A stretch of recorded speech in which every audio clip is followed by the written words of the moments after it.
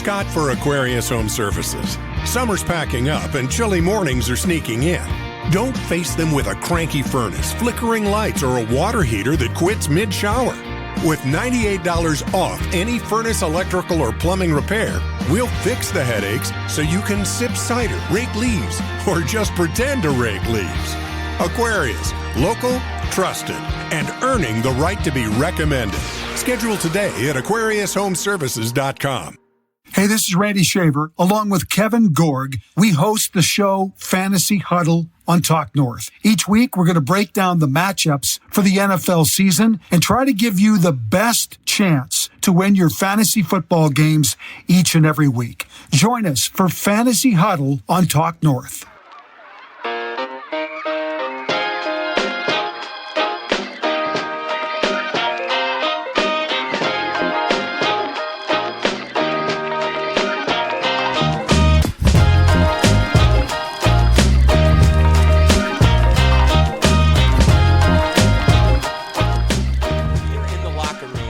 And I ask a stupid question to one of the players, and they're going to say, well, you never played the game. And I'll be like, hey, I got people in here that know I can get buckets out there on the Lightning court. So anytime they're ready. I had no idea you were left-handed. I've known you for a decade. How are you just got to pay attention. Muhammad, man. All artists are left-handed. All artists are left-handed. But, yep, so thanks for everyone for doing that. We are also going to be, that was a kind of a partnership with Second Harvest Heartland.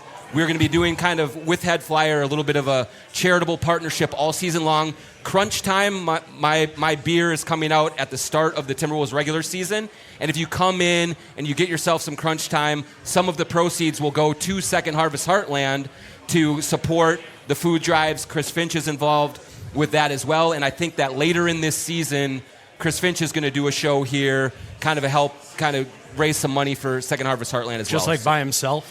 Just by himself, one-man band. Like, I'm going to step out of the way, clear it out, and let him go. But so Julius Randle. Yes. If Chris Finch actually cut open his vein, like, that would be entertaining. That would be cool. But so we'll get started here a little bit. Dane, first of all, how long have you been on the beat now? What season is this? Well, you could probably find my first stuff writing somewhere on the internet 10 years ago, but this will be my 8th season doing it full time. Okay. Covering the Wolves. So yeah. So this is 22 for me. 22. So I'm much better than you are, but much older. Much older. So, but I was just thinking today, like, we are kind of a little bit lucky right now, and y'all have come along with this ride to enjoy a competent Timberwolves team, one that you think is not going to just implode right around the corner with some bad decision, some bad draft picks, some drama in the locker room. Over these last 4 years, it's been pretty darn good. So let's just go back to the earlier memories. Go back to when it was bad. Go back to when it was bad. Let's just to appreciate where we are now. We call that home. Let's go back home. What sticks out to you about your earliest days and just kind of covering the soap opera, the craziness that we endured earlier on in our career? Well, so I blogged and was doing freelance stuff for a couple of years, but then it was I remember my first full-time season doing it, and it was my first practice that I covered. And Jimmy Butler? It was the Rachel Nichols practice. Yeah, and we could kind of hear the media room. You can't see the practice court, but you could kind of hear what's going on. And it was my first day working on the Wolves beat, and everything goes crazy, right? Yeah. And me and John, it was me and you. We were in the room, and I remember, I think this is fine to say, John shows me his phone, and Nemanja Bjelica is calling him just to figure out what's going on, and I have no idea what's going on. That was probably my first big memory of Wolves dysfunction, and we've come a long way. My favorite part of that whole day was Anthony Tolliver was one of the people who did the interviews after practice, and we hadn't known yet that Butler just destroyed this practice, and so we were talking to these players afterward, and thought it was a normal practice. AT comes over, and we're just like, hey, was Jimmy here? And he's like, he was here. Oh, he was here. oh, he was here, and we didn't really know what that meant. No idea. And then all of a sudden, he's on Rachel Nichols with a little bit within later. like 2 hours. Within 2 hours, Yeah, and the whole thing, and my phone was just melting with all sorts of different people calling and texting and figuring things out. My phone was not. Yeah. I was like, John, what's happening? It's like, I remember, like, I was on with Jimmy's agent, who I have a good relationship with, and he was trying to, like, massage it his way, and understandably so. And, like, we were, like, yelling at each other over text, like, tell me what is going on here. And it was wild. But so your introduction was similar to mine, because my first day on the beat was when Flip Saunders got fired. In the middle of the 04-05 season, I had moved back from Indianapolis to Minneapolis. My first day driving in across the 35W bridge, I get a call and like, hey, the Timberwolves have just fired Flip Saunders. Can you figure this out? I'm like, I don't know. They didn't have no, Woj I cannot. bombs back then. Yeah, no, they did not back then. And so it was, so we have both been baptized under fire a little bit, but we've come a long way now. We've come a long way now. So now we have the Wolves, 4 straight playoff appearances, 2 straight Western Conference Finals. What are you excited for most just at the start of the season to kind of what's getting you going as we're right on the eve of training camp here? I think what's getting me going is it could be really good like right away. And I think when you look at the Finch years, I was looking this up. This will be his 5th year. 3 years he started 10-10. The first, that Pat Bev year, it was 10-10. The whole roster changed. They go 10-10. They make the Rudy trade in 2022, and they start that season 10-10. And then last year they started 10-10. The other year, when they ran it back, they started that year 16-4. Yeah. And I think they started 16-4 because it was the only year that they had any continuity bridging over from the season prior. And for me, it's like let's skip that first step of the team sort of figuring itself out. Obviously, there's always some of that, but I don't see any reason why this team, with 3 weeks of training camp, running back the same roster outside of Nickeil Alexander-Walker, can't look like the team that played the last 21 games of the regular season last year. They went 17-4 in that time. So, yeah, I'm looking forward to getting to know the team like right away because I don't think there's a whole bunch of stuff we need to really figure out that is all that new. Yeah, I think like building off of that, I think that I'm expecting a little bit more of an edge to this team because I think of 2 years ago and the edge that they played with defensively night in and night out and how they came out determined to sort of show that, hey, we're one of the best teams in the West, and we're going to beat you up every single night that way. And now, it may be a little different in terms of, are they going to be completely dominant defensively like they were? I don't know that is going to be the case. That's not the identity of this team. I don't think, but it can be like that energy of we know who we are. Yes. Like and that's why they started that one season really well. The other seasons they did not know who they were on October 25th or whatever when the season started.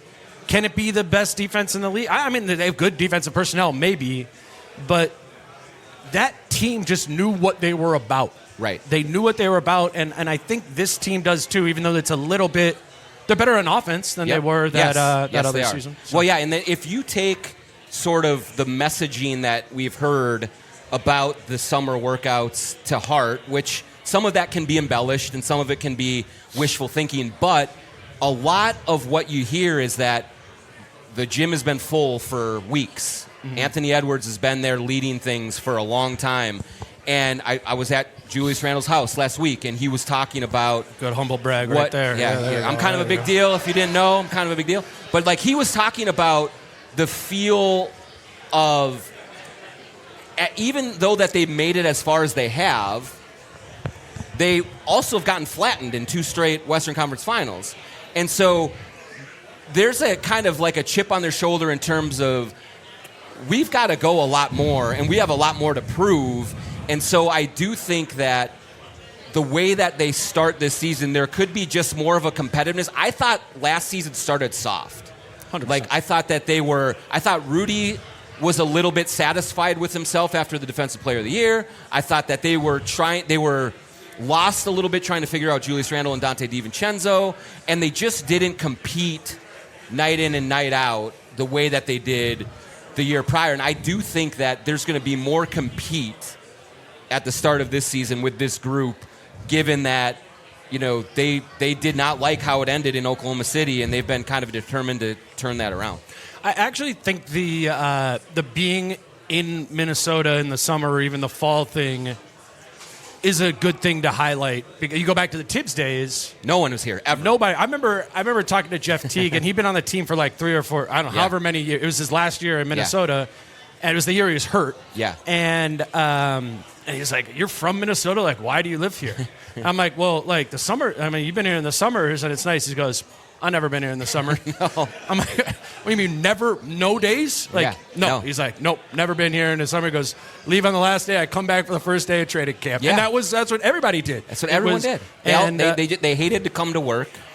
And, I mean, Cat was in his contract stuff and all that, so he showed up literally like the day of. A little portly. Yeah. And people resisted coming to work out together, and so then the team was not connected the same way. I do think there's far more connection with this group. I give Nas a lot of credit for that. Totally. Tell me about Lexus Wayzata in Maplewood. Yeah, so we'll start with our good friend Charlie Swanson at Lexus. And whether you're on the west or the east side of the Twin Cities, they've got you covered with 2 great locations, Lexus of Wayzata and Lexus of Maplewood. Check out the all-new Lexus TX, a spacious SUV with 3 rows of seating and plenty of room for all your gear. Head over to Lexus of Wayzata or LexusofMaplewood.com for details and to find your next ride today. I give Nas a lot of credit for that. Totally. Like Nas and Jaden and like the younger group has been here in the summer. Honestly, if you look at the guys who have really exceeded the expectations of where they were drafted, they're all guys who spent their summers. I'd say Jalen Clark has been doing that recently too, but Nas and Jaden you can work out wherever you want. Like Ant's working out in LA and other places like that. But it's not an Ant thing because he's not. I mean, he's been here a little bit, but there's been groups of guys that every summer are here and they're working with people. And I just think when you talk about a hot start to the season, starting on the right foot, or being able to start like when you're already running, I think makes a big difference. Well, and the connective thread or tissue between like Nas, Jaden, Jalen Clark, all these guys are guys that got drafted but low and had things to prove. Sure. And it wasn't given to them. And so, like, there's a humility with all of them, I think, that really says, I'm going to stay in Minneapolis all summer long. Dante DiVincenzo was another one who stayed here for a lot of the summer. Okay. Like, he was here with his family doing stuff. And I do think, like, he is another one knows he didn't play the best last year, knows it was a difficult year. And so, like, I think he's gearing up as well. And so any of those guys that were not top 10 picks, top number 1 overall picks, and like feel this sense of having to prove, even after they've gotten their contracts. I think that's notable. I think with Dante and Julius, like their ages and where they are at in their careers fuel that energy, right? Like Dante and Julius are in their primes, and if they are going to be big parts of a championship team at some point in their career, it's probably now. Yes. And I think there's an intention there, and there's something behind that. Whereas, if you're Jaden or some of the younger guys on the team, you're younger. You're not in your prime yet. So I think that's important that Dante and Julius like bring that energy all year of like, hey, as Mike Conley has for many years of being like, these opportunities don't come around all that often, and they need to hold that. This whole team does. This is. Who knows where things are going to be in a year? You are a team that went to the Western Conference Finals 2 years in a row. There comes expectations with that, and there should be a sense of urgency. Is what I guess I'm saying. So let's get into point guard, because you and I last week at your palatial studios, we talked a lot about Dante and Mike and kind of Rob and how that all shakes out. I think in the interim now, Britt Robson did a piece with Chris Finch. Great sit down at MinPost. Recommend everyone going to read it. But one of the things, so you and I talked, and when we talked, I said I think there's a real pathway toward Dante DiVincenzo being the starting guard next to Anthony Edwards sooner than later, maybe even opening night. Chris Finch very much with Britt Robson made it sound like, I love Mike Conley. Like, all of his comments are, Mike is still my guy. Mm-hmm. And I just think that is going to be a really delicate situation through it all. And I, for one, look at it as I'm having a hard time seeing how you start Mike and then yet keep him under 24 minutes a night and get everything you need out of the offense with him in that spot. And so it'll be interesting to see how that plays out, but I just think that it's clear that we all know that Finch loves Mike Conley, but how he goes about implementing that in a way that keeps this offense moving and keeps the pressure off Ant in a playmaking role is going to be, I think, one of the keys to getting this thing going. Yeah, I mean, I would just, if you're a Wolves fan, go into the season with the expectation that that's where this is starting at, you know, and I know there's a lot of people who do want to see Rob Dillingham play right away, and I think the messaging that you're referencing is signaling that it's Mike's and Rob's role is small and can potentially expand over time, but I think it's going to be a frustrating season for Wolves fans if you're anticipating the young guys getting significantly bigger roles than they had a season ago. I don't think that's where this team is in their timeline. I think they're still prioritizing winning, and Mike Conley is more likely to generate winning plays, overall success than Rob Dillingham is at this time, even though Rob is obviously substantially flashier. So I would look at it as it's Mike Conley is the starting point guard of this team, and then from there go, well, how are they going to make this work if he's the starting point guard, but he's definitely not going to play 28, 30 minutes a night?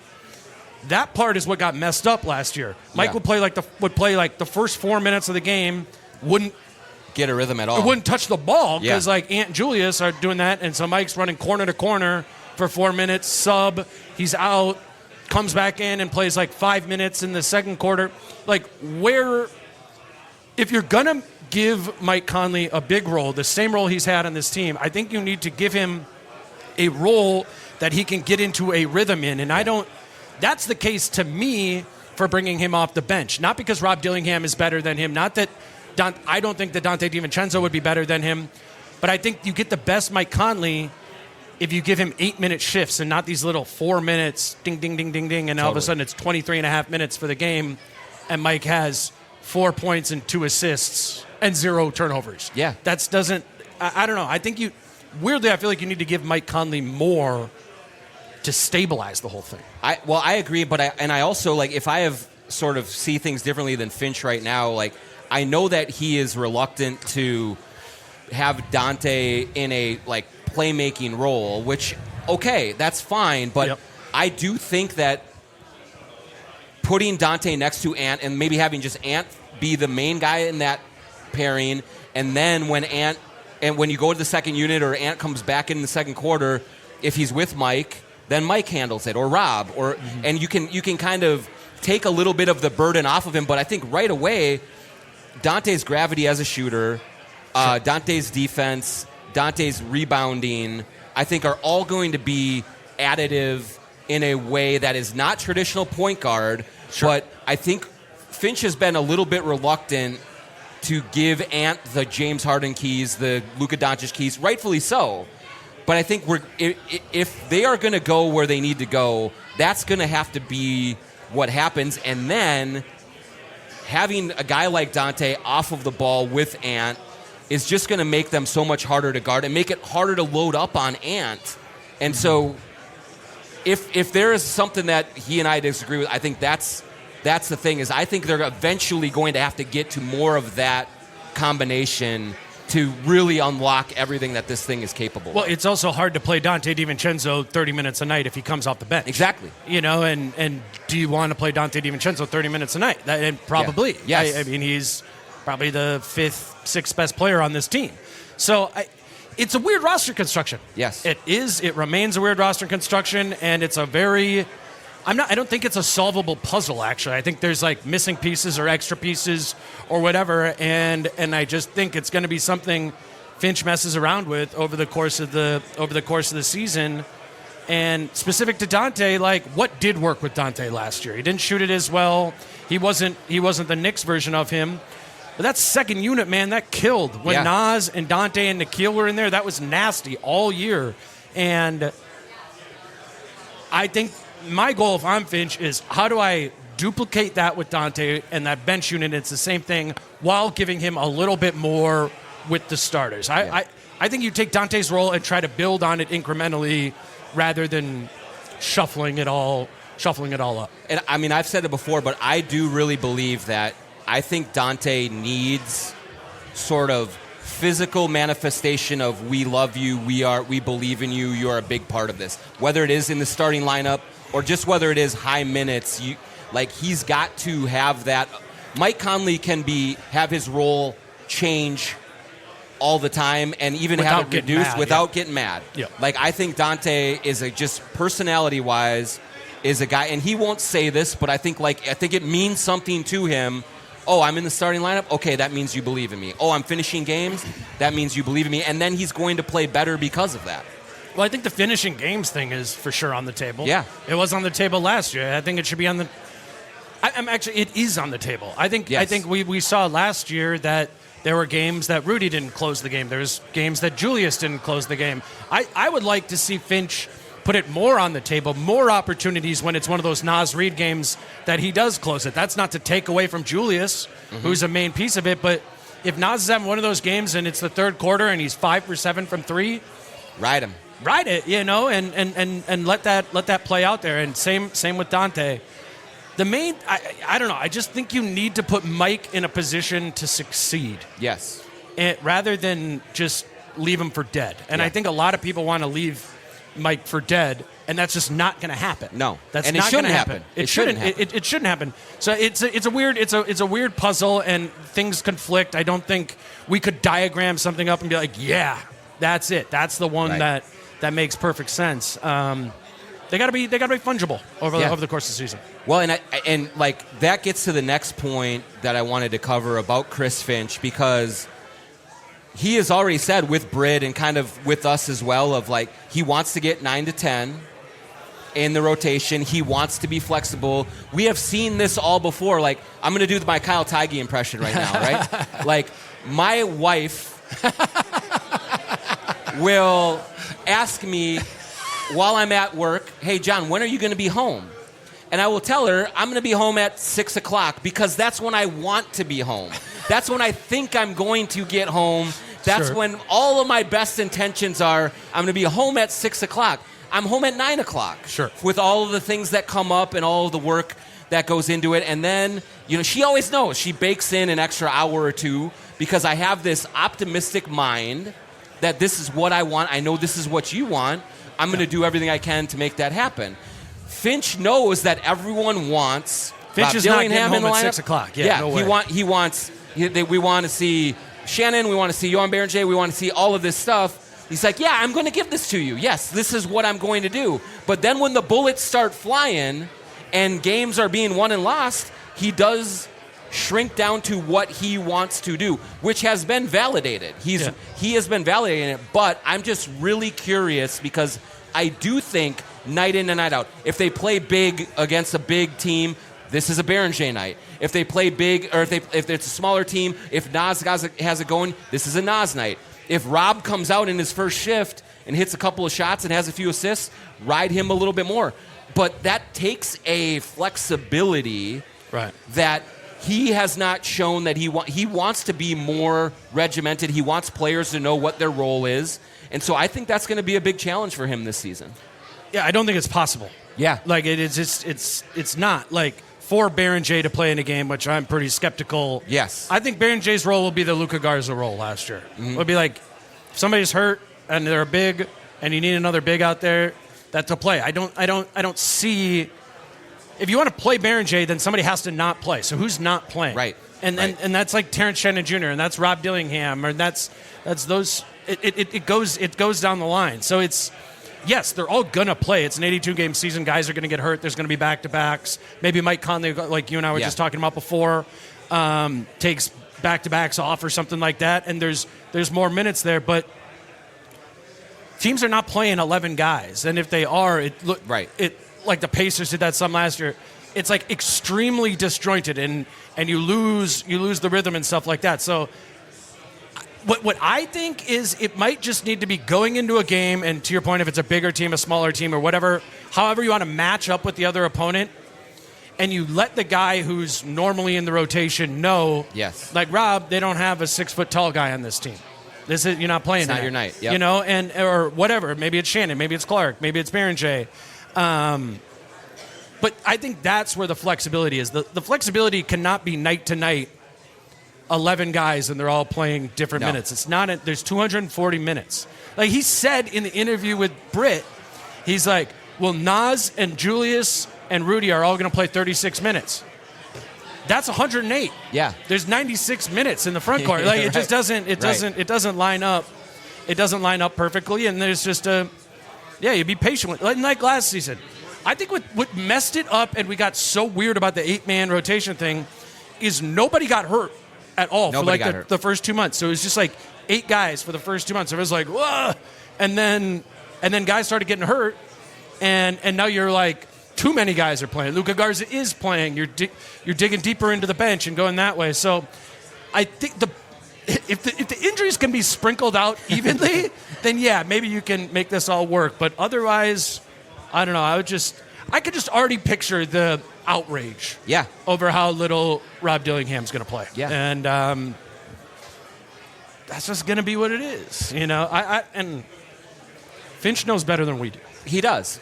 And the crucial thing for the Rob Dillingham component is, like, there's no question that Rob is not looking at this like, okay, I'm young, I need to be patient.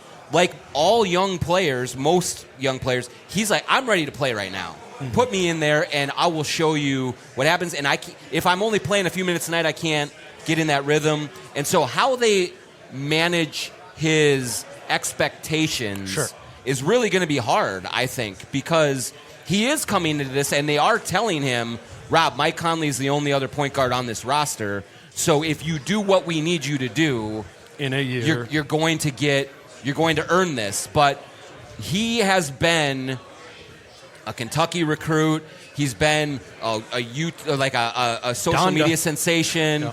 Like, he has had a lot of attention, and he has a lot of inner belief in himself. Ant has said it. Ant has said he's like me in terms of, like, he thinks he's the best player on the court when he gets on the court. That's great. You want that. Yeah. But he's going to be disappointed when the minutes don't come. And so how they manage that in terms of not losing him is going to be like a big part of this until there comes a window that opens up where, hey, it's time to go, young fella, and go run with it. It's an interesting juxtaposition against Terrence Shannon Jr. and Jalen Clark, right? Yeah. Who are older, I mean, similar stages in their career, but are way older than Rob. I think Terrence is 5 years older than him, and Jalen might be 4 years older than him. Those guys, like, very much know who they are and what Finch wants them to be. And they were both low first-round picks or second-round picks. So they're just happy to be there. Yes. He was the 8th overall pick. Rob's the 8th overall pick. And prior to that was this stud, you know, and he probably envisioned his, like, inception into the league looking like Trae Young or something like that, you know, and it's going to be a team that puts the ball in your hands right away, and it's going to be up and down, and you just kind of live with it. Yeah. But Rob Dillingham got drafted by a team right after they just went to the Western Conference Finals. Not Brooklyn, it's just it's a different calculation. It's curious to see how much that, like, downloads in Rob's brain versus, I do think we're potentially setting up for a disgruntled second-year player, and I think that's a big thing to manage. I think, the locker room in general is great. Yeah. It's a really well-connected group. The guys are all... Would you say Rob was disgruntled last year? Sort of. Yeah. I think, and so, like, if it goes into year 2, that's where it gets to... There's a potential. Now they have insurance policies. They have bones. They have they have a million other options. So if he falls off of the cliff.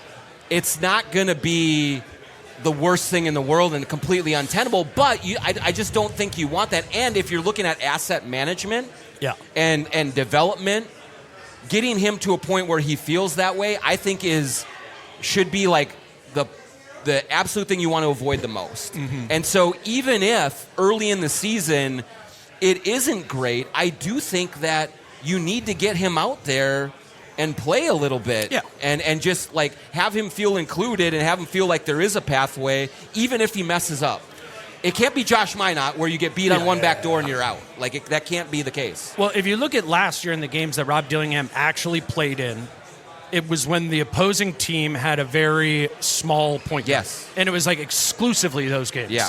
For the most part. I remember the Houston one stood out a bunch, and he could always guard Fred VanVleet or Reed Shepherd. Yep. And it was like very scripted, the opportunities that Rob would get.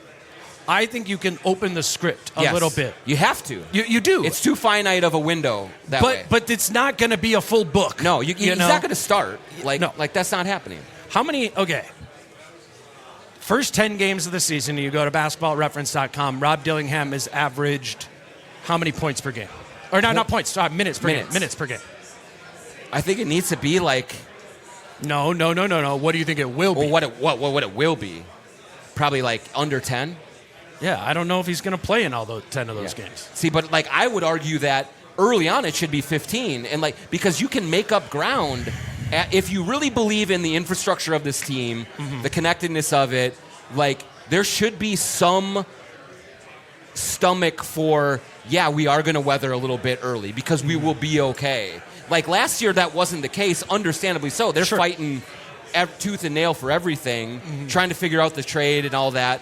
But this year, if you have a solid foundation under you, even if you do start, 7 or like 6-4 instead of 8-2, like maybe that's okay for the long run. It's just a matter of, is Chris Finch going to be okay with that? I don't know the question. Is Tim Conley going to be okay with him not playing? That's what I mean. That it's the one thing that I don't think the two of them are in lockstep with. Everything else, I think they're on the same page with. Yeah. Tim wants him to play.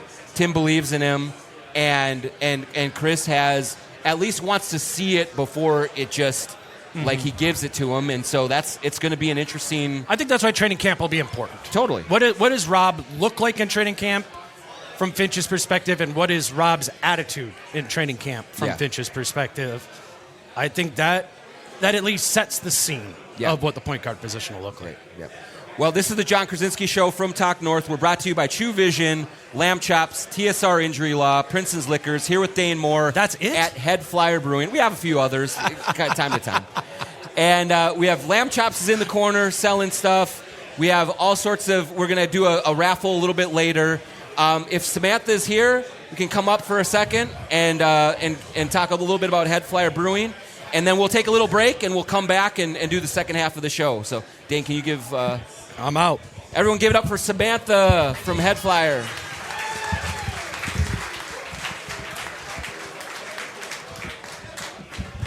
Oh, you got your notes and everything, I got my Sam? notes. I really got my notes. This is your time to shine. Okay. All right. So give us a little bit of what we can expect here coming from Headflyer this fall and going forward here. Yeah, we're open 7 days a week. We're in Northeast. Our next big event is going to be something called Flyer Fest. It's on October 11th. It's family friendly. We got outdoor activities. We got beer poking and face painting and music. But for Wolves-related things, we've made upgrades to our Wolves Den. We also have an updated watching experience here in the tap room. We have some new TVs. And as we're going today, if you want another raffle ticket for any of the giveaways that we're doing, any other beer, Wicked Jump Shot or any other beer, will get you a new raffle ticket for those. Great. We're also pet friendly, so bring your dogs. Yeah. I had a lot of people ask me kind of come into this, hey, can I bring my kids? Can I bring my... Yes, you can. As you see, there are kids here. There are pets here. It's very hospitable, very, very welcoming for that. So you don't just have to be out here with with the boys or, on a girls' night out or whatever, you can bring the family. Yep. We try to have a portion of our events for kids, so that's what Flyer Fest 12 to 3 will be. We'll have some kid-friendly events, but we'll also be a good spot to watch Wolves games as the season continues. And one other thing about, tell us a little bit about Crunch Time and about Second Harvest Heartland, what we're going to be doing with that. Yeah, so we are brewing a beer that we do with John each year called Crunch Time. That'll release kind of right when the Wolves season starts. And we'll be giving a portion of all the proceeds for that beer to Second Harvest Heartland. So we're really excited to partner with them and to make those donations. And everything from Lightning today will also go to them. All right. Well, thanks a lot, Samantha. Appreciate it. Thanks so much, John. Yep. Excited for the second half. Yep. All right, everyone, fill up your beers, tip your bartenders and your pourers, and we'll be back in a little bit. Thanks. First, I want to tell you about TSR Injury Law, 612 TSR Time. You see the ads. You know the people by now. You know that Steve Terry and his people have a great relationship with Naz Reid. You know that they will. And here's what you need to know. If you're injured, they'll help you. 612 TSR Time. If you're injured, call that number. They'll help you. They won't charge you unless they win your case, and they win lots of cases. Thanks also to Royal Credit Union. It's time for change. Experience better banking and put your financial goals in motion with Royal Credit Union. It's time to get more from your checking account, upgrade your vehicle, or finally build your dream home. Royal offers the financial solutions you need and the advice you can trust to plan for what's next. Better banking is one change away. It's time to switch to Royal Credit Union. Get started at rcu.org/time. Insured by NCUA. Loan subject to credit approval. Equal housing opportunity. And tell us about Princeton's Liquors. Princeton's Liquors in Maple Grove. We've been telling you about it for years now. They have been with us for a while, and we love community companies that have been embedded in this community for a long time. And Princeton's Liquors has been in the liquor business for decades and decades. And they have real connections, not only to Maple Grove, to the area, but also to basketball. Bill Princeton was a former intern with the Timberwolves and Lynx. He wore the Crunch mascot costume. So he lives and dies with the Wolves, with basketball in the community, just like you. And not only does he have all that support, but he's got unbelievable selection of everything that you could want in the wine, spirits, beer kind of ilk, including THC seltzers and gummies. You go to Princeton's Liquors, you're going to find anything that you need there. Their specialties, craft beer and bourbon, but anything under the sun that you're looking for parties, for gatherings, just for kind of relaxing on the patio on this unseasonably warm weather that we're having, go to Princeton's Liquors in Maple Grove. Tell them the Jon Krawczynski Show sent you. Back here together on the Jon Krawczynski Show on Talk North, here with Dane Moore from the Dane Moore NBA podcast. And Dane, let's start the second half of this show. Just a reminder, we will have a mic over here, so in about 10 minutes, if you guys have questions, start lining up at the mic.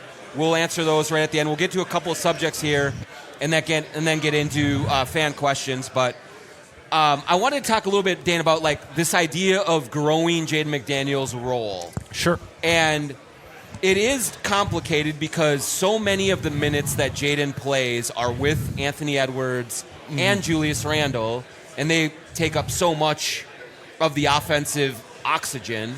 And so how do you see the pathway going forward to getting Jaden more involved in the offense? Because I do think he has more to his game, like that he can show, especially finishing at the basket. I think he's one of the best finishers on the team, and I want to see him make more plays. Finch wants to see it. It's just it's hard to get there with the lineups that he plays with. Yeah, it starts with playing with different people. Yeah. And my vision for this, and a coach would probably be like, well, how do you make that happen with the rotation? But that playing sounds him, a little bit like Finch. Yeah. It sounds like you've heard that before. Mike and should we do all the coaches' voices? Yeah. Well, Dane!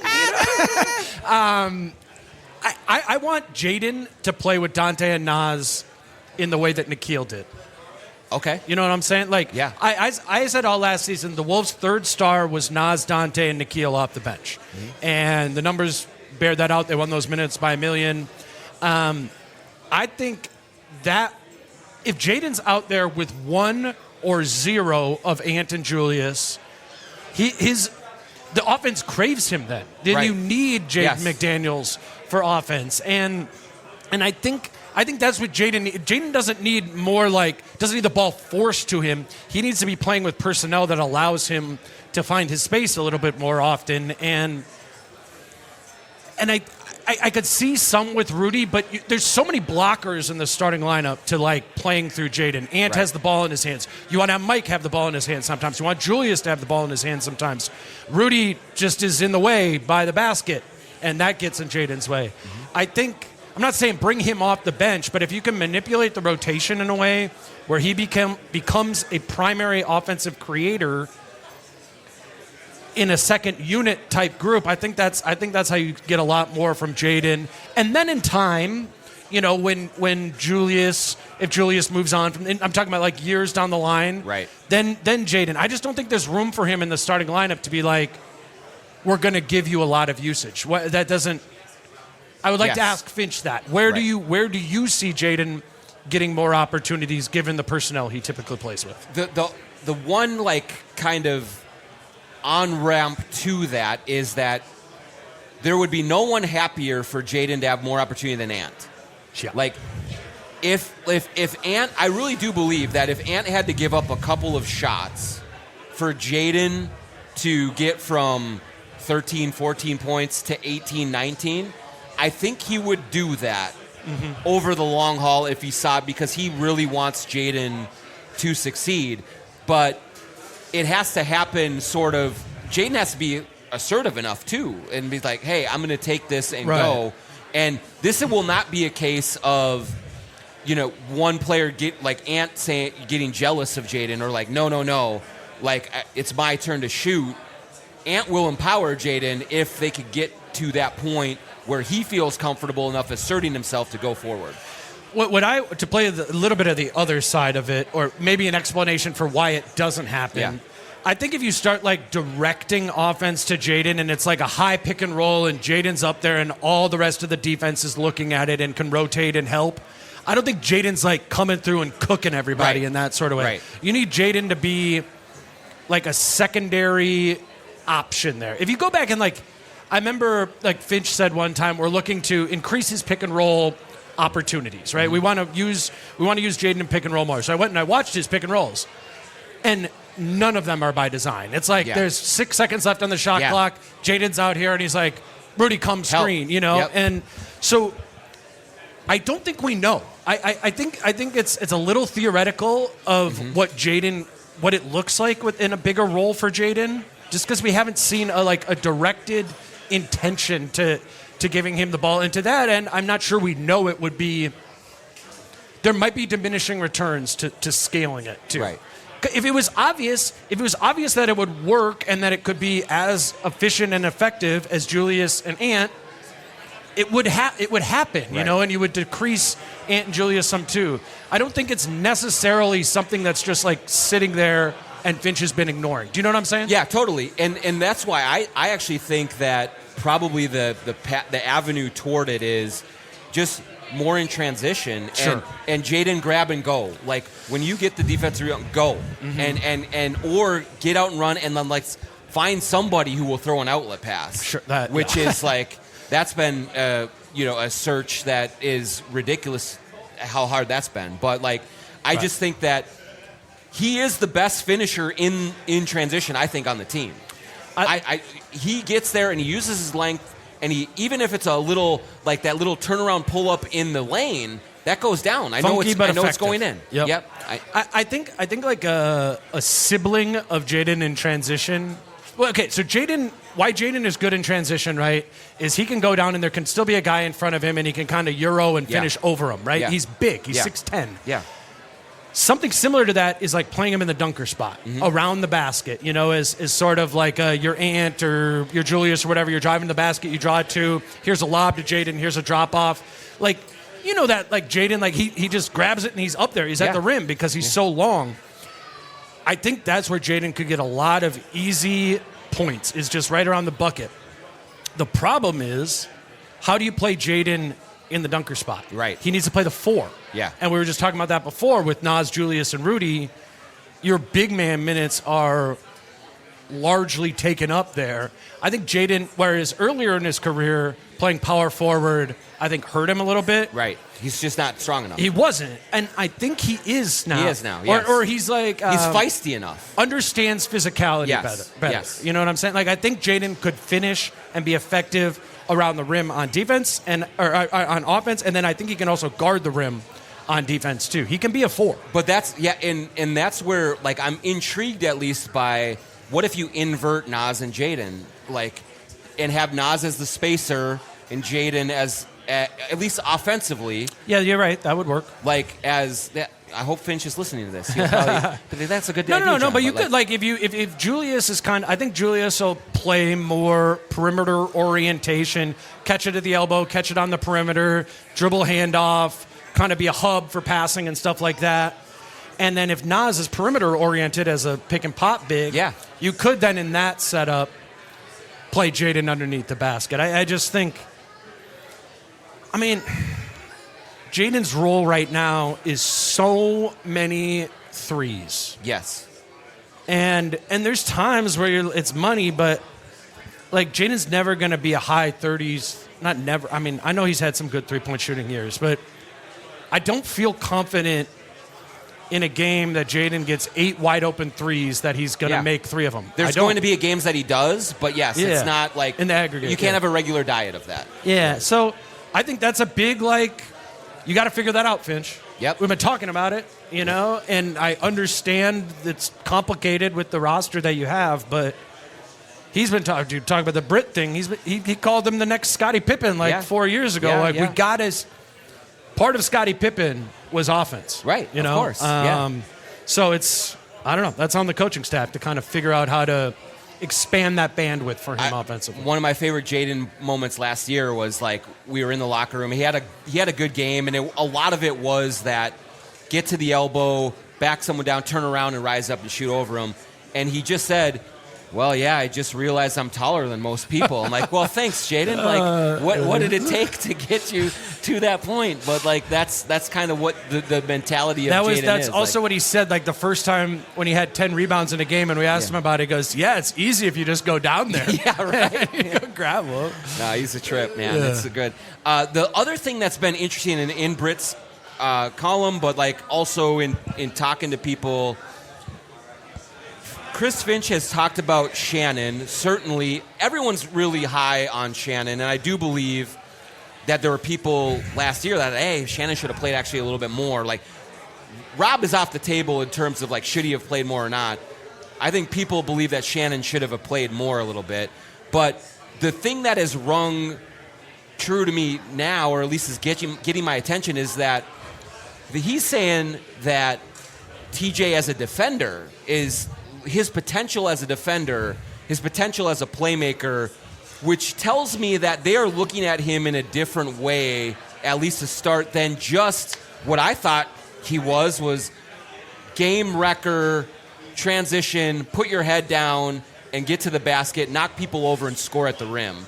And they seem to believe that he has a more well-rounded game. And I think that's going to be a big key to replacing the Nikhil minutes if Shannon can do what they think that he can. It reminds me a lot of Naz earlier in his career, where we weren't really sure, and they weren't really sure of where to play him, or what position, or who to play him at what position. But they were just they got to a point where we can tell this guy is talented and has size. We just need to play him. And I get the same vibe with TJ, where maybe they're going to need to figure it out a little bit I don't think they know exactly where Terrence Shannon Jr. fits in, but they're willing to sort of throw him out there and do it consistently night after night. Finch said Shannon's going to be in the rotation day one. And sometimes with these players, you do need to just see them in an extended sample to understand where to play them exactly and how exactly to use them, as they had to do with Naz. I think as they had to do with Jaden. And I don't know. I mean, this is one example with Naz, but I remember back in his rookie year and kind of the end of that time, once he lost that weight, there was at the end of that rookie season, and we hadn't even seen him, but you just saw him in practice. And I was like, there is something he's physically special. Yes. Of what he can do. I don't know exactly what it's going to look like, but when he gets the opportunity, he will do something with it. The proof of concept is there with Nas. I'm just saying, for me, I very much get a similar vibe to Nas, where there's not a doubt that the size and athleticism, physicality is there at the NBA level. Yeah. That if you give him opportunity, he's going to do something with it. I really think so. I do. Yeah, I think he of Shannon, Dillingham, Clark, like he's definitely at the front of the line. For sure. That all of those, like the minutes are there for him to soak up, and whatever he does not absorb then gets trickled down to the rest of the group. He and Finch, we said this before, but with Jalen Clark and Terrence Shannon Jr., like they know what they need to do to get onto the floor. And they're going to do it and then slowly stack things on top of that. I think it seems to me that Terrence gets that. I'm playing hard. I'm getting out in transition. When I go downhill, I'm going hard. That's all they want me to do. Do that, earn that role, and then build on it, from there. I think he is like a real upside lever for this team. And Totally. how many of those are there on this team that people want to say Rob, and hopefully, right. But Terrence, I think, can elevate them to another level as much as anybody on the roster can this season. And the difference between him and Rob, as we kind of talked about a little bit earlier, I think Rob has visions of what he can do and will do that are greater, at least in the immediate, than what Shannon is. Like, Shannon knows, this is my role. They want me to do it. I'm going to play that. Right. And I'm going to start there. And if I get more responsibility, great. But, like, I know my bread and butter is here.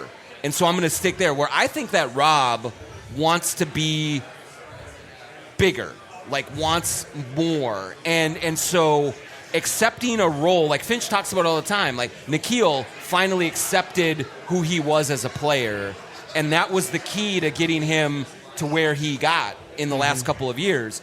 Whereas Rob, at this stage of his life where he's really young, really ambitious, I don't know that he's ready to accept the role. I think Shannon is ready to accept the role, and then if he knows that if he accepts it, maybe more is available to him down the road, where like Rob doesn't see like the step A to B to C that Shannon does right now.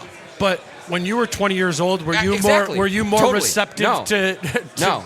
I can't believe the Star Tribune won't hire me. Like, I cannot believe it. And then at 25, yes, said I don't even want to work for the Star Tribune. Yeah, should have hired me. Big mistake. Yeah. It's weird because they're from the same draft class, but they are 5 years apart. It's apples and oranges, Rob is man. as young a 20-year-old as you'll see. Man. Like, that's just the way it is. Like, and it's okay. I think the whole COVID thing was weird. Like, if you know, like for like a prospect. Yeah. Yeah. Rob absolutely. has such a weird, like, upbringing in basketball. Yes. He played for Overtime Elite, which was weird. Yes. He went to Kanye's high school. Yes. You know, Weird. like it's totally normal. Totally normal. Right. It's just. Yeah. It's a very. Rob has had an odd path that I think, to me, that explains that mentality that you're talking about, Yes. which I think is 100% is no true doubt. about Rob. No doubt. Yeah. We will do one more subject, but everyone start lining up. If you have questions, do not be bashful. Everyone. Come on over. Give us your questions. Let us know what you want to know about the Wolves, what we can answer for you. But the last thing as we wrap up just this portion of the show is during the ownership kerfuffle, there were plenty of times where I'm in the gutter and I'm trying to break the news and do all the things, and then you are right there as well. You had Mark, Lori, and Alex Rodriguez on your podcast, and I just want to kind of get your take on sort of the platform that you rose to, that you earned. Like, you earned their willingness to say, we need to get with Dane to message to the Timberwolves fans, because you have done a great job of building yourself up and building your audience. But like, I'm more the traditional, like I'm the writer, like, and it's understandable that they came to me to kind of do their thing. But like, it was unique that they took an independent podcaster and like really leveraged your audience to communicate directly with the fans. Like you and Kyle especially have done a good job of cultivating that. And what was that like to, I guess, arrive at that spot and be put in that position that you were? Yeah, well, I mean, you know, it was a really long process. Yeah. Like they bought the team or a portion of the team in 2021. Yeah. You know, and honestly, for me, I was really interested about it initially. It was earlier in my career, and I'm like, shit, like, are they going to move the team? Yeah, I remember that. So that was because that would have, like, I think. Like, yeah, I did. You did have a tweet early. They didn't like that. Like, I had I knew it was going to be a very significant thing from like day one. So as did you, and so you and I have known Mark and Alex for a long time. They were very intentional in 2021, long time ago, about talking to you and talking to me and trying to figure out like what are the Timberwolves about and do it. And you know that's how it works in reporting. You develop relationships in the background after a while, and I guess they found some sort of like connection with us. I think they see that there are multiple ways to get your message out there now. Like you can go to a newspaper, you can go to The Athletic, but it's behind a paywall, you know, and then there's an element of that's blocked. And so I think they like the open sourcing of that there. It's funny that when we did that first one and everything went down, I was in Denver. I think you were probably there. Yeah, you I were was there too. Yep. For just a Wolves Nuggets game, and my cousin lives out there, and drinking in Denver is like different. Oh yeah. It like the elevation. Yeah, I like flew in there, and I always go like get dinner with my cousin, and we got like drinks afterwards. And I remember waking up in the morning and like didn't have that many drinks, but I woke up and I have a terrible headache and a lot of text messages from Alex Rodriguez, and I'm like, oh my god, like what's happening? And then like an hour later, we did the podcast, and they were very angry, and it was a crazy thing. The whole thing was nuts, man. I mean,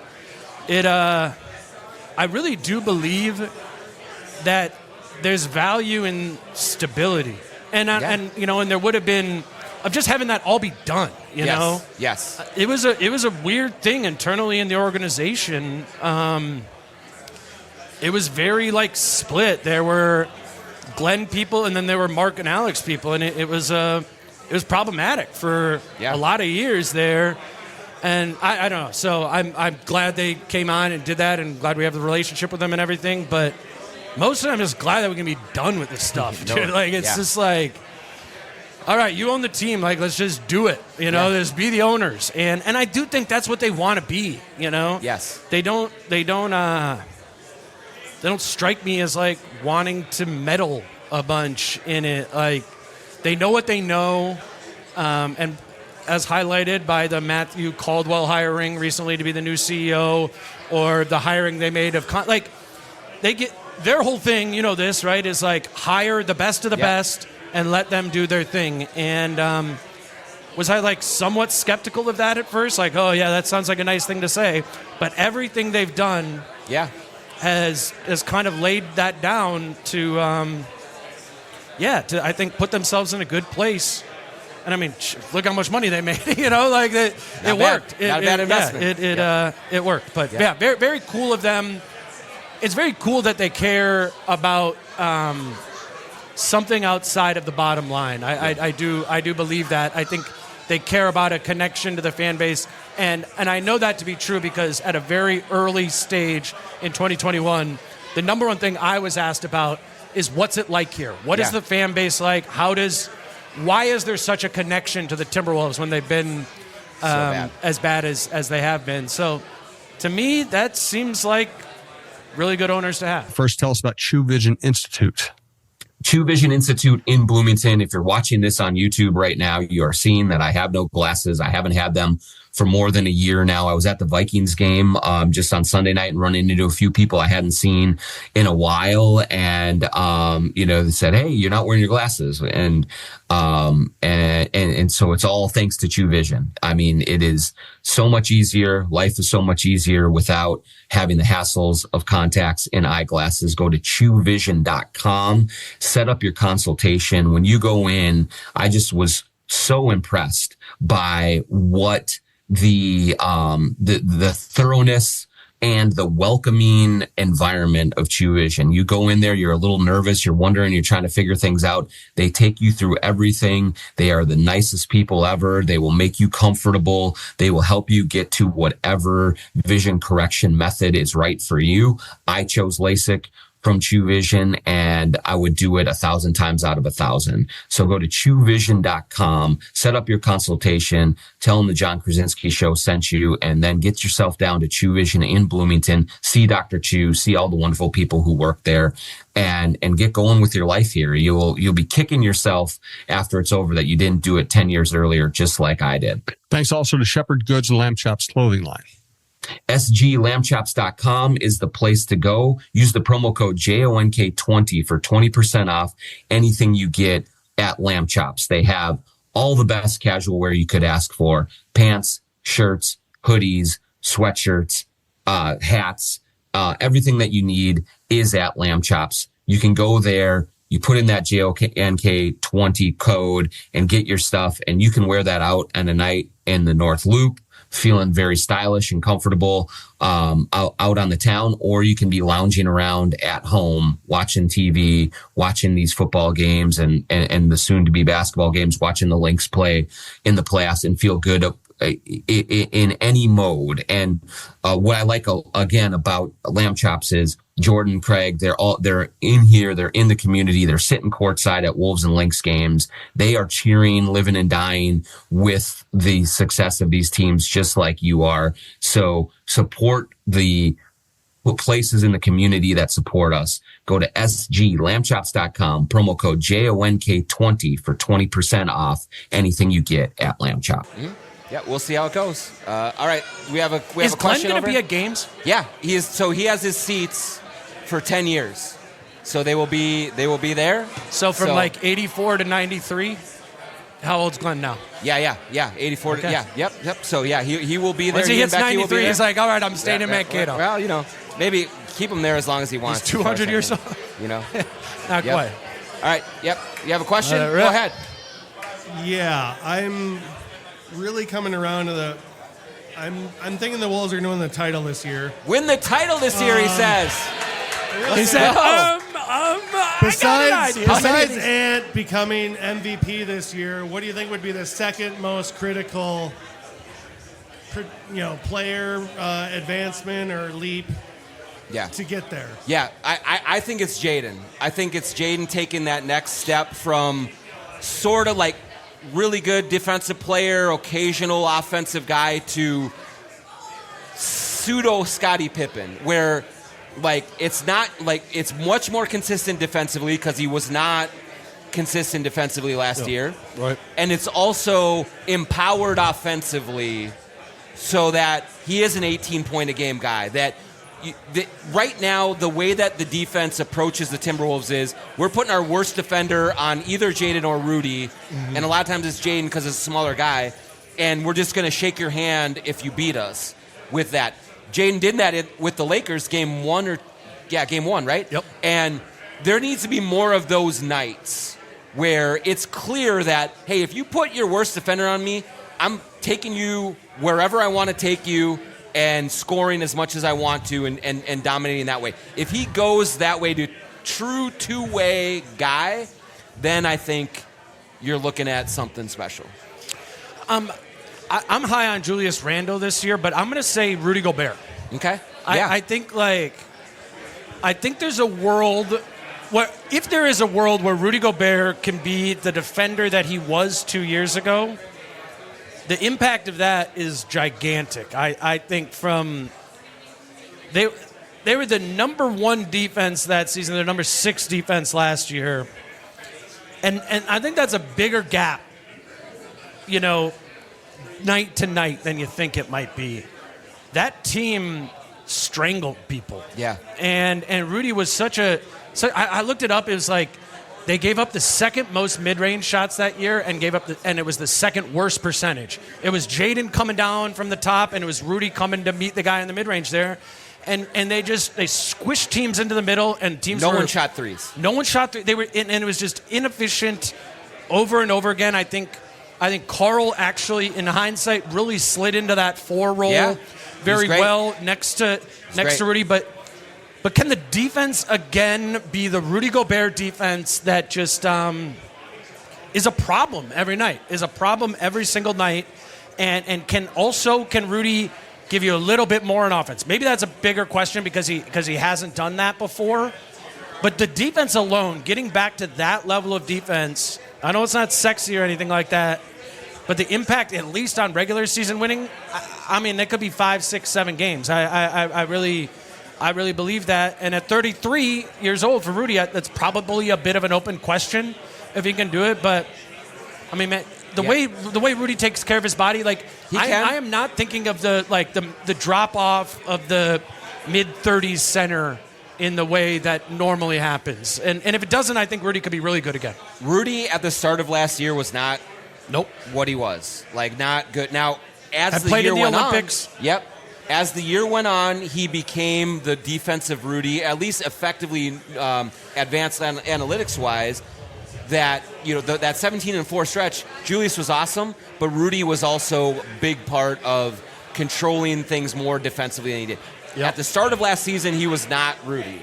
Sure. And so I do think that he operates on doubt, on question, on all that stuff. He was Defensive Player of the Year, comes in, had all those accolades. He did not get a Defensive Player of the Year vote.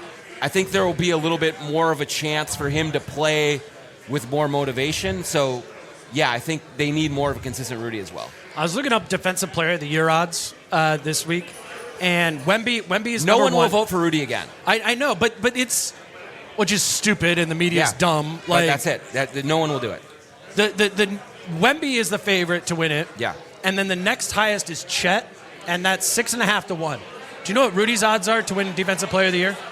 25 to 1. 100 to 1. Oh, my 100 to 1. Like, there are so many players on the list ahead of Rudy Gobert to win Defensive Player of the Year for the reason that you're talking about is nobody's going to vote for him because the people who vote don't actually watch the games and I'll understand all of those because you can't. DeAndre Ayton probably has higher. Probably, yeah. And I totally think there's a world where maybe Rudy's not. I mean, if Wemby's healthy all year, he's going to be the best defensive player in the league. Yeah, of course. He's going to win Defensive Player of the Year.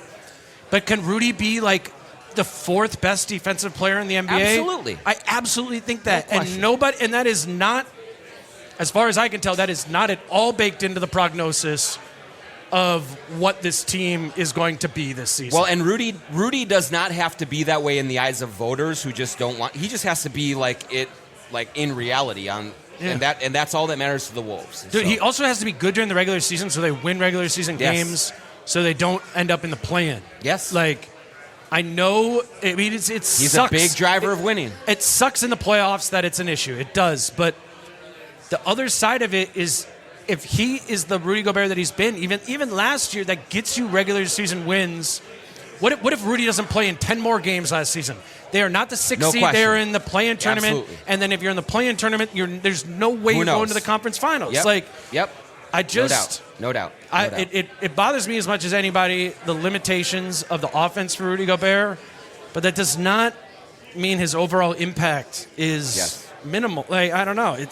And internally they believe in Rudy Gobert to be a big piece. First of all, I want to say I appreciate all the great content, the great writing you guys put out. What about my lightning shot? Do you appreciate that?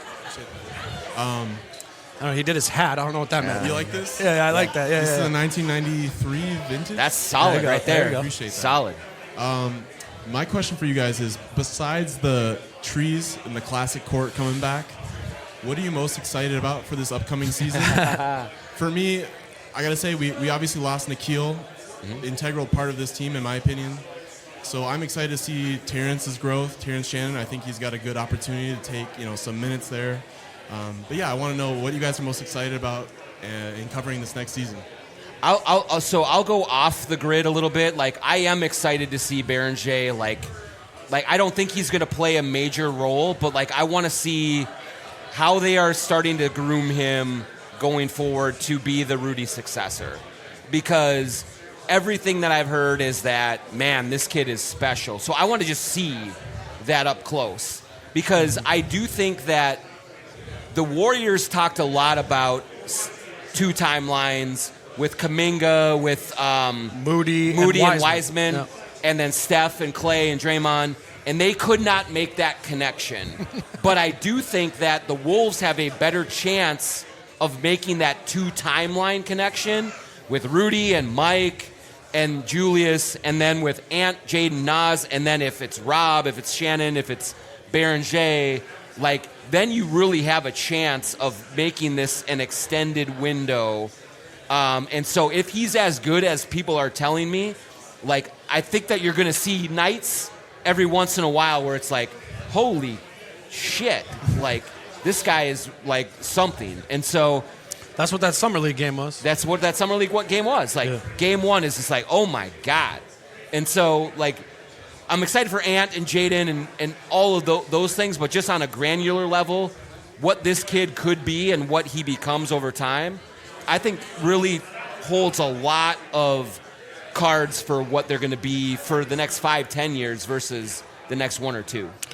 I'm excited for the idea of continuity, and that you can like kind of come in and be a team at the beginning of be the team, then the roster that you're going to have for the whole season, and hit the ground running of like trimming the fat month after month after month. Like, I think this is going to be a very basketball-y season. Yeah. Where it's finding a more efficient and effective and productive style of play night after night after night. And I'd say that will be exciting, because if that happens, that's going to be really good basketball. It's going to be a really good team. You know, if they are, I think they believe they have their form, right? Yes. They have all the pieces they need. They need to make those fit together. We're talking about the rotation, all these different things. Like, I'm excited to see how they like whittle away at it over the course of time, and I think it's going to start at a pretty high level. I do. Yeah. Awesome. Thank you, guys. Great. Appreciate it. All right, one more, and then we'll do the raffle for all the prizes. All the prizes. Hey, y'all. I don't know about you. I'm pretty excited for some Timberwolves preseason basketball that's coming up pretty soon. Let's go. San Diego. Next weekend. Are you a week from today. Are you going Let's out there? go. No, I'm not going. So I just want to hear, like, knowing about preseason basketball and things like that, what are the things that you're most excited to watch in this upcoming preseason about the Timberwolves? And what are the things that might be red flags that you're keeping your eyes out for, that you'd be like, oh, no, this team might be in some trouble? I wanted to hear some things from you on that. I mean, like, yeah, I think preseason is going to be for Rob. Like, this is a huge stretch for him to really show that he has made improvement, that he understands what he needs to do, that he is deserving of even 12 minutes, 15 minutes a night. And so how they use him and how they put him into positions to succeed is going to be interesting. But, like, we'll see, you know, Ant and Jaden and Julius, all these guys are set. So yeah, they're not going to care about they don't care about Ant could go 0 for 27 and it doesn't matter. But Rob needs to have a good preseason.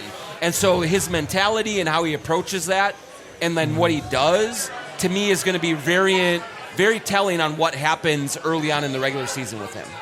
I would say Terrence Shannon Jr. I think if Terrence Shannon Jr. breaks out this season, it starts we can see the breadcrumbs in the preseason. Those are the guys, that level of player gets the opportunity, and frankly, I would expect him to do something with that opportunity. Yeah. So, knowing that the most interesting things from preseason always kind of come from the second unit, I think he has a real opportunity for us to be like, whoa, and by the time it's 3 weeks from now, we're like, wait, did we underestimate what it is that that Terrence Shannon Jr. could do this season? Again, it's that lever. It's those guys that could potentially rocket you into kind of another stratosphere. And I think TJ's in that realm. Yep. One more. Una más. Hey guys. I told you I was a bucket. John. So I was having a conversation with a close personal friend and asked him if he knew what was going on. I told him, we got a lightning contest in about 10 minutes. We're a little late. And John said, unbeknownst to me, was standing in between me and my friend. In the back. And we were talking, and he said, oh, yeah, I think it's pretty good. I said, John's going to play. And he goes, I think Johnny Athletic's going to be in the lightning contest. He goes, I think that little guy's a bucket. Then all of a sudden, it's real quiet, and somebody in between me and him in the urinal goes, I am a bucket. Sure enough, he takes second, so congratulations in your own contest. The best second place I've ever had. Where'd Gens go? Yep. Question's a little bit different, not to do with you guys in your careers, but with Al Horton taking over, read that the broadcast is going to be only whatever him and Jim Pete say on TV is going to be simulcast on the radio. A little curious the challenges of that, given people in their cars not hearing everything that's going on. And John, side question, ever considered broadcast somewhere in your future after this? Yeah, so just on that part, I did a little sideline reporting for FanDuel, Fox Sports. I gained an incredible appreciation for the KD Storms of the world. And they are able to just talk to people on camera like it's us. Sure. And I've had 4 beers and we're just having a casual conversation. Well, maybe that's what you should do. I think I need to. I think I need to self-medicate a little bit because I am so nervous on those chances. If you want to, I'll do it with you. Yeah, okay. That would be helpful. That would be helpful. But I have a face for print, so probably not. But Alan Horton, I think will do great. It will be a little bit of a challenge because radio, you have to really describe everything that's happening for the people who aren't watching, whereas TV is such a visual medium that you kind of are really just letting the play talk for itself. I think he will probably skew a little more toward TV just because how many people are really listening on AM or on FM radio right now in this day and age? And so I would expect him to skew a little more toward that way. We'll see. Alan's awesome. He's so good. And I think he would say of when he subbed for a game last year that he did too much radio speak doing it, and because that was a one-off random opportunity for him. Alan is incredible at his job. Yeah. And that's from hard work and learning and honing his craft. And Alan will bring that same thing to the play-by-play. He's doing my pod on Tuesday, and I'm excited to talk to him about that a little bit too. But I think one thing that's going to be really cool that maybe people wouldn't know is so Alan, how many years has Alan been doing it? A long time. Almost 20 years? Yeah, he has more than 1,000 games of radio. So what happened, Alan travels to all the games, as does the TV broadcast crew. So, when the games that John and I travel to as well, which is not all of them, we'll go get dinner with Alan and Jim and Grady and all those guys.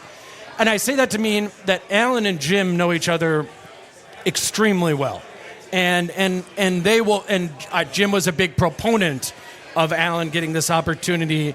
I think you will see a synergy between the two of them that is friends, or maybe two people who podcasted together a lot, where you just know kind of how to play off of each other. And they both really, obviously we know Jim really knows the game, but Alan really knows the game, really knows the numbers, and he's going to be an asset. And as great he is, it's cool to have another person from the Wolves family, I think, step into that. Yep, great. All right, well, I want to thank everyone for coming out. Appreciate you very, very much. Thanks to Dane Moore for sitting in with us. And we're about to do the raffle for all of our giveaways. So